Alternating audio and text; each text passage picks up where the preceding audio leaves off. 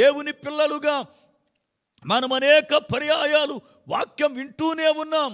కానీ మనము వాక్యం విని మనస్సాక్షిని చంపేసుకుని వాక్యానికి విధేయులము కాకుండా పర్వాలేదు ఏమవుద్ది అని పిల్లారా హృదయాన్ని కఠినపరుచుకుని ఎరిగి కూడా మనము తప్పు చేస్తున్నాం. అయితే దేవుని పిల్లలుగా క్రీస్తు యేసు యొక్క రక్తము ప్రతి పాపము నుండి మనల్ని పవిత్రులుగా చేస్తుంది.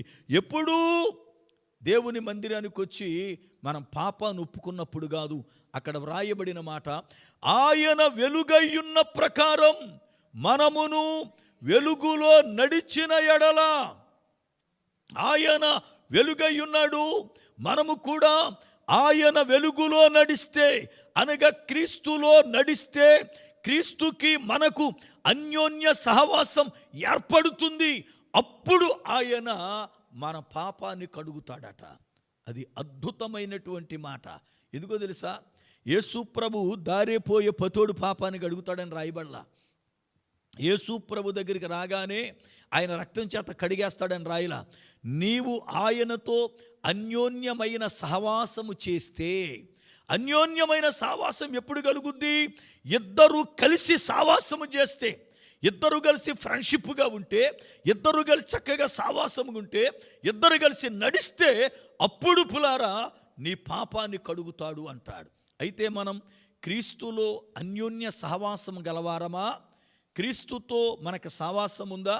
ఎప్పుడైనా మనము ఆయన కలిసి మాట్లాడుకున్న సందర్భాలు ఉన్నాయా? మనం కలిసి ఎప్పుడైనా ప్రయాణం చేసిన సందర్భాలు ఉన్నాయా? మనం కలిసి ఎప్పుడైనా సరే ఏ విషయాలైనా పంచుకున్న సందర్భాలు ఉన్నాయా? స్నేహితుల్లాగా మనం ఆయనతో అన్యోన్య సహవాసము కలిగిన వారం. మన స్నేహితునితో మనం ఎలాగుంటామో మనము ప్రభుతో అలాంటి సహవాసము కలిగిన వారమై ఉండాలి. ఎందుకు ప్రభు పిలిచాడంటే ఆయన కుమారుడితో సహవాసం చేయడానికట. చూడండి వాక్యాన్ని, కొరింథీయులకు రాసిన మొదటి పత్రిక 1వ అధ్యాయము 9వ వచనం.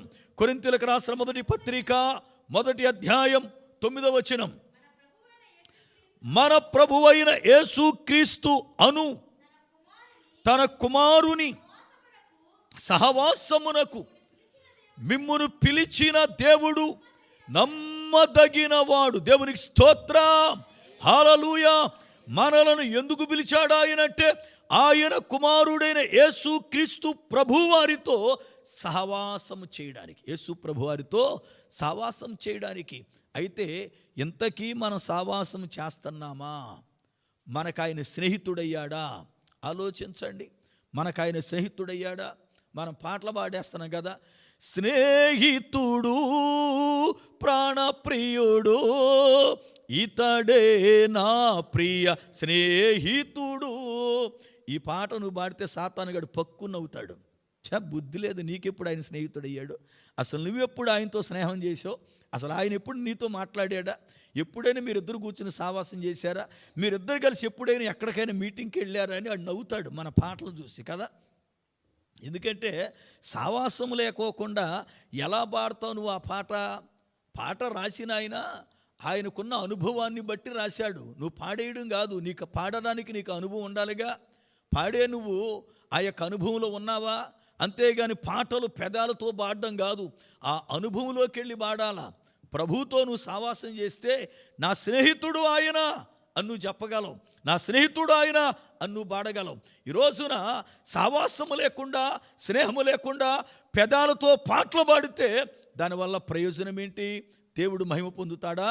ఏమండి, దేవునితో సావాసం నీకుండాలి అంటే మీరిద్దరి మధ్యన సఖ్యత ఉండాలి.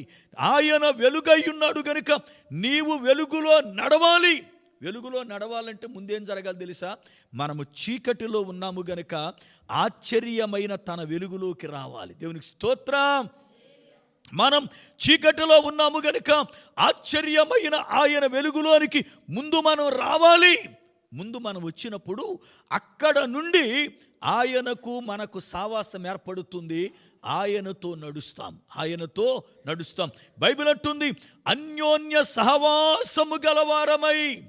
చూడండి, కొంతమందిని చూస్తాము, వాళ్ళిద్దరిని చూస్తే ఎంత స్నేహితుల్లాగా ఉంటారో అన్యోన్య సహవాసం కదా. ఒకరితో ఒకరు చక్కగా మాట్లాడుకుంటూ, ఒకరితో ఒకరు చక్కని విషయాలు పంచుకుంటూ ఎంత అన్యోన్యంగా ఉంటారు.